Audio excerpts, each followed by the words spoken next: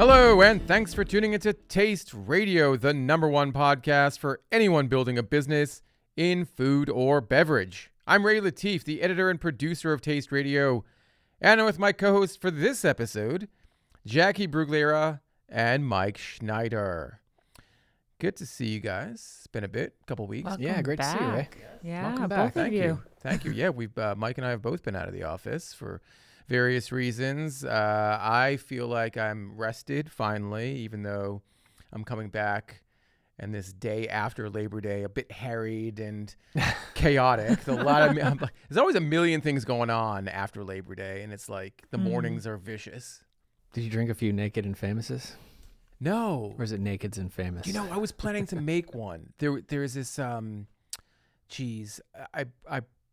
I was away from the office, and I brought a few things with me to make a few cocktails, and I never got to making the Naked and Famous. There still is a chartreuse shortage, apparently. There is. Yeah. There is. If you have it, you're lucky. If you Yeah. don't.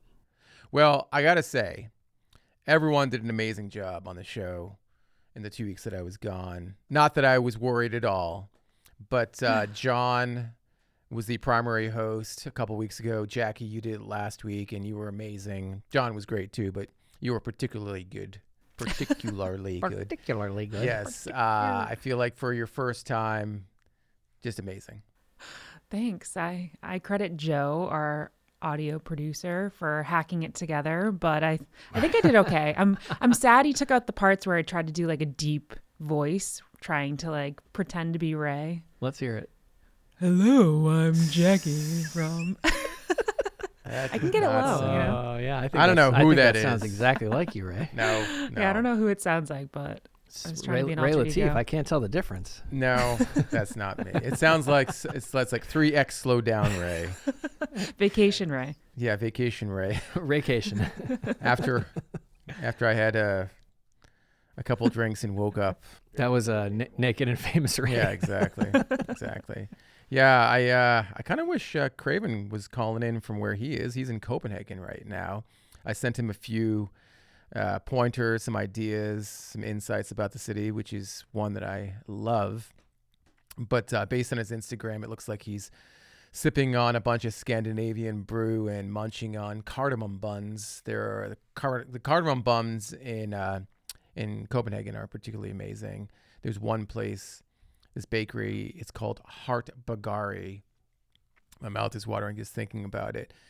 Each of these cardamom buns, it kind of looks like a cross between kind of looks like a cronut, almost like a cross between a croissant and a donut.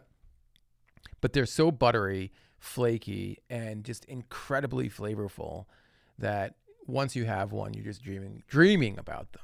Anywho, yeah, I mean, if people are like, hey, Ray sounds like he's hungover, it's probably because, as I mentioned... Because he is. I'm not. It's just this Labor Day hangover is just driving me crazy. It's just I don't know, like you're all relaxed over the weekend and then everything comes at you all at once the next day. Just a life hangover. It's because you had an epic brat summer, Ray. I did not have an epic brat summer. I had an epic... Sorry. Summer of Ray. The Summer of Ray, yes, exactly. Well... Our dear friend Monica Watrous, the managing editor of Nosh, I know she likes to have a drink or two, and I don't know if she was imbibing. Ham sandwich or two. I don't know if she was imbibing. If you know, you know. Okay, I didn't. It's an inside joke apparently. I don't know if she was imbibing in Denver when she was at Newtopia Now last week, the inaugural Newtopia Now. Monica covered the event in a recent Nosh newsletter. As she wrote, with an estimated 7,500 registered attendees and 550 exhibiting companies, the vibe was low-key and intimate.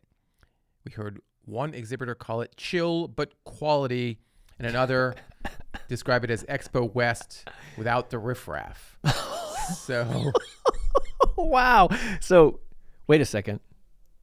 You weren't there. I was not there. Jacqui, you weren't there. Nope. I wasn't there. Craven wasn't there. We're the riffraff? We're the riffraff. We're the riffraff. We're the riffraff. Oh, jeez. Oh, my goodness. Who said that?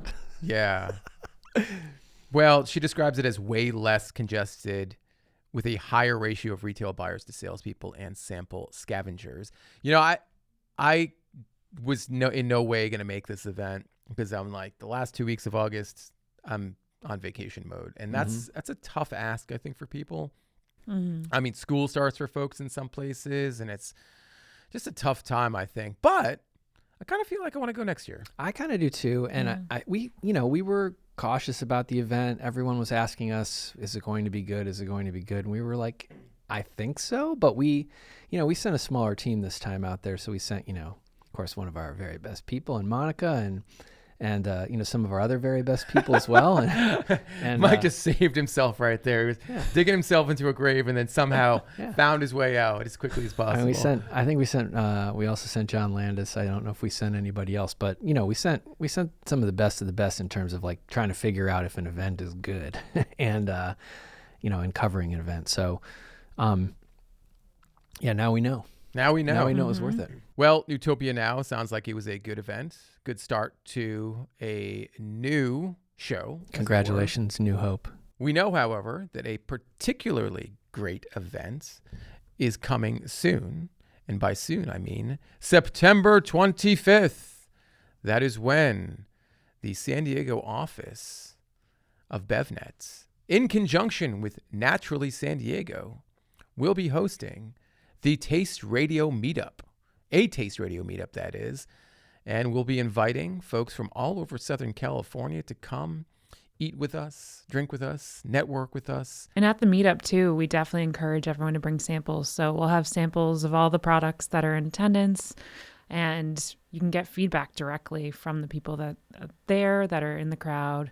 Also, Ray, you said it's for people in SoCal. I mean, with Rampolla there, we just got to extend it. Everyone can come. It's great. That's true. That's true. If you want to fly across the country, over. Yeah, we're opening the doors. If you're in San Diego, stop by. It's free. You can sign up. Maybe at make a BevNET.com. vacation out of it. It's a pretty great destination. Get some surfing in. If you're in the Boston area, is that what surfing is? Yeah, it looks like this. Watch the video of Mike surfing over here. If you're in the Boston area, you can probably. I think we've got a couple seats left on the BevJet. I'm not sure. Just put a Taste Radio logo on the outside of the plane. Ray, the thing is if we do give up any more seats, then you have to be the pilot. So I'm not sure about that. There's no BevJet. If John Craven were to be like, just to clarify, there's no BevJet. Just to clarify, we do not have a BevJet. No. I wonder what the habits of a Reese Witherspoon are. Reese Witherspoon. I mean, that one of the habits of Reese Witherspoon is to just change the film industry.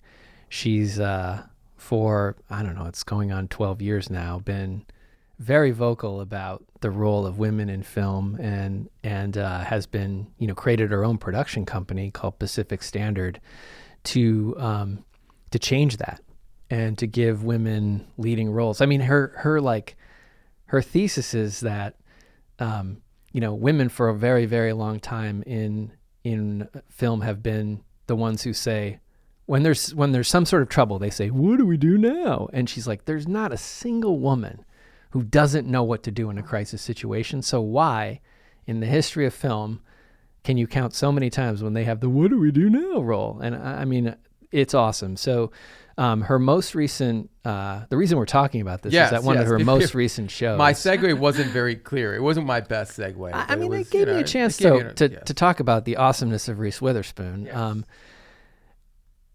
She's got this show on the Roku channel called Side Hustlers. The Roku channel? The Roku channel. Mm-hmm. So you have to have a Roku unit to see what's on the Roku channel. You can watch that, and you can watch the Weird Al Yankovic mockumentary. Those are two extraordinary things on the Roku channel. Okay. But I watched this season of Side Hustlers because two brands that I know and love are both on the show. So it's Faye from Bon Buzz is on the show, and so are Jahan and Tanya from Brune Kitchen. Love that brand. Yeah, I love both of those brands. Both great. And so, the premise of the show is that Emma Grade and Ashley Graham are going to, you get a chance to have them mentor / invest. And who are they? They're investors. Okay. They're investors. One of them's Ashley Graham is a well-known investor and a model, and also someone who has a very good command on what's going on in the beverage industry. In fact, Ray, we might want to talk to her at some point. All the advice that she gives on the show, it's awesome advice. And, stuff we might tell people, and she catches things that we wouldn't catch too. And I think she's really, really good. especially for someone who hasn't like been in the beverage industry. So like at the beginning of the show, they have a few brands, they introduce people, and then they decide, you know, which brands are going to move on. It's a reality show at the end of the day, but it was really good to just get into, you know, the backstories of Bon Buzz and of Brewing Kitchen. And there's like some brutal honesty in the show, and they really tried to help them. And then there's some other brands in there. There's a brand that's trying to make a chateau pepper hot sauce. It's really great. And there's some other brands as well. But just overall, it's just a really great platform. It's focused on women, and it's just, you know, it's women helping women. And they keep talking about how, you know, little capital is actually invested in women founders and where they are, you know, in terms of just the starting line. And it's still just extraordinarily ridiculous how little people are putting, how little money people are putting into. It's less than 2%. Yeah, less than 2% female are putting into female entrepreneurs, especially when you see these entrepreneurs and how great their products are. As you know, Faye Bebehani was in the New Beverage Showdown. And, you know, she is so passionate about that product. And it's, you know, she's one of those people who she really defends her thesis, and she's all in on it. And they gave her some feedback, and you can just see her just like chewing on her tongue, trying to, you know, take in all the feedback. And and she's taking it in, and she's evolving, and great stuff is going to happen for Bon Buzz. I'm really excited about it. They talk a lot about what we talked about, Jacqui, which is that it doesn't really give you a buzz, but she talks about it as having a buzz, and they're trying to figure out, like, are they going to continue to lean in on the whole buzz thing? Or is like, for her, buzz is a vibe. It's an attitude, but there's still an expectation of, oh, maybe this is a functional beverage, you know? And so they go into all that stuff. But anyway, I mean, long story short, I just encourage anybody who is interested in what's going on in the industry to watch this show. The live TV channel guide in the Roku channel makes it easy and affordable to find the live entertainment. Side hustlers. Okay. Yeah, I love that there's another platform for brands and specifically for women founders. I know everyone's just always talking about Shark Tank, but Shark Tank is, you know, it's been running for a while. There's a lot of founders on there. People can be lost in the mix. It sounds like there's more intention with this show, a little bit more, and a lot more mentorship and support for women founders. So I definitely need to check it out. And there's a lot of vulnerability on the show too. They get into groups and they talk about, you know, their challenges together and how they're trying to face them. And there's like no judgment whatsoever. And I just think it's really good and healthy conversation that's being had, you know, on TV, so you can see what these founders are going through. Because, you know, a lot of times being a founder is over sensationalized. It's like, it's every day is either hell or heaven.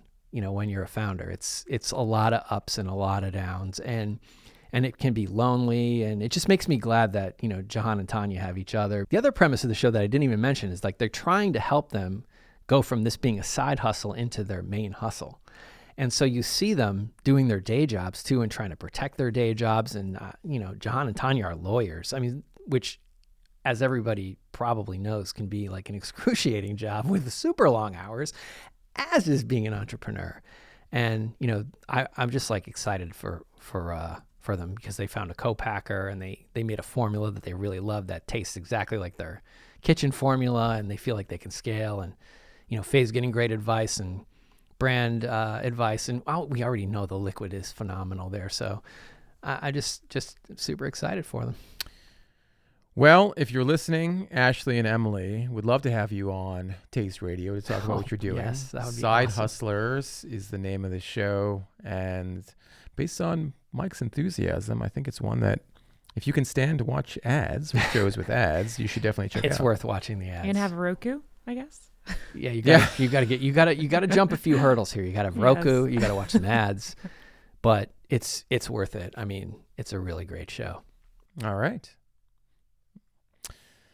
I have just noodles upon noodles upon noodles, and I want to talk about a few of them. The fine folks from Maruchan, and if you recall, a couple weeks back or 3 weeks back, we had some Funyuns, a limited edition variety of Funyuns where they partnered with Maruchan, and Maruchan makes noodles, and these noodles are their yakisoba ones where apparently you don't need to do much except for add water and microwave. And so they added a couple new varieties. This is their orange chicken flavor.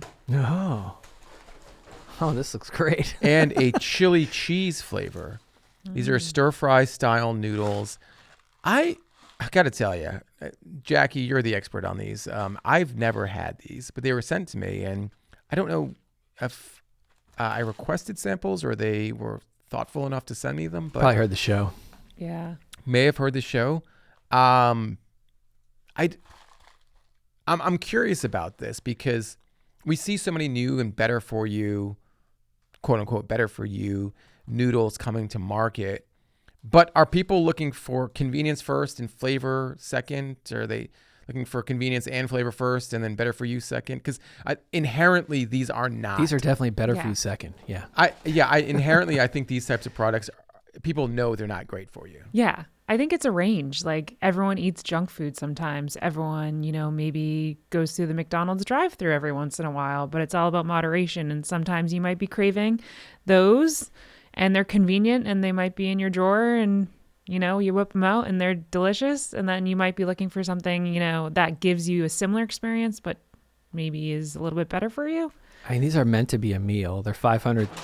The orange chicken flavor is 530 calories, and the yakisoba chili cheese is 510 calories. And it's 20. They're 22 and 19 grams of fat, but they've got 11 grams of protein. They're not that high in. One of them's not that high in sugar. The other one's 16 grams. One's 3. One's 60. I mean, so it's not. That's not terrible for you. I guess. That's not terrible and at again, all. It's actually, it's just a nice little meal there. Yeah, you can indulge. I will try these. I don't eat them I don't eat ramen and just noodles like this on a regular basis, but but we are used to looking at like labels like IMI, which is right. Better for you ramen that has like 20 grams of protein. Well, here's another brand. It's called Watcheries, WATCHAREE''S, and they have introduced a new line of Thai-inspired noodles. They have a Thai red curry variety, a Thai peanut noodle variety, and a Thai coconut curry noodle variety. These are ready in 2 minutes. It's a 4-step process. You remove the lid, open the noodles and sauce packets, and you don't need to add water. You just microwave it on high for 2 minutes and then stir and enjoy. So this brand, and I'm sure these are a lot more expensive, maybe not a lot more, but I'm sure these are significantly more expensive than the Maruchan products. But the ingredient list, the ingredient panels does not include, as far as I can tell, there's no silicon dioxide, no sodium carbonate, no preservatives, guanylate or whatever that is. And that's some of the stuff that's in the Maruchan. Well, everything that you're seeing in terms of the ingredient list are things that you recognize or know. I mean, I think even if you're not familiar with, I don't know, edamame or tamarind paste, you could probably look it up and it's probably easy to understand what it is. Whereas, yes, the Maruchan, there's a lot of stuff in here that it's kind of like, it's going to keep it on the shelf longer, Ray. It's kind of like sunscreen, right? I was having this conversation with someone, and someone's like, "Yeah, this is the clean sunscreen." Well, what makes it clean? Like, oh, it doesn't have all this other stuff, and but no, but these are things. There's certain sunscreen where you have minerals, and there's others that they call themselves clean, and they have all kinds of stuff that I don't know, are supposedly better for you than otherwise. But if you can't pronounce it, why ingest it? Why put it in your body? I guess that's kind of where I'm coming from. Well, it's because you have access to it. I mean, the Maruchan stuff is a lot more accessible than a Watcheries. And I had a brief conversation with Monica about this too, where, we talk a lot about better ingredient panels, but also we've got to talk about, you got to think about access too, and how easy is it to get this stuff produced and into the hands of everybody and make sure people can eat, and also at a price that people can afford. So That's the challenge with all of this stuff. And I'm, looking at this ingredient panel, the nutrition panels for these two, you might not be able to tell which one was which if you just gave me the nutrition panel. So, I mean, that's the whole thing about it is like, okay, the nutrition facts are the same, but you're putting all this other stuff in your body, and what's that doing to you? So who knows? You really don't know. I know. What any of this will do to you. But at the end of the day, I think you're totally right, Mike, and I'm being a bit of a... No, Ray, I like your rants. I like that you want the food industry to improve, and I like that you want us to all have better for you food like people do in Europe. But the U.S. food system is not like that right now. No, it's concerning that you're right about accessibility, that and this is just kind of an indictment on big food in general, which is something that you guys talked about a couple weeks ago, that big food has such dominance over the routes to market and the ability to influence what grocers carry, that it's tough for emerging brands and better for you brands to make it on shelf and stay on shelf. Yeah, and I mean, a lot of that comes down to cost too. Like they're selling their products at a lower price point. They have more shelf space. It's going off the shelf faster because it's more affordable. There's just like so many factors. But I mean, and with these seem kind of better for you compared to other products that they have had in the past. You're talking about Maruchan. Yeah, Maruchan. And it looks like a meal. And if you go into like a college dorm room, a lot of college kids are still eating, products like these because they are affordable. They seem like they're, they'll fill them up. Jacqui just hit on something huge. This is better for you, Maruchan. I mean, yeah.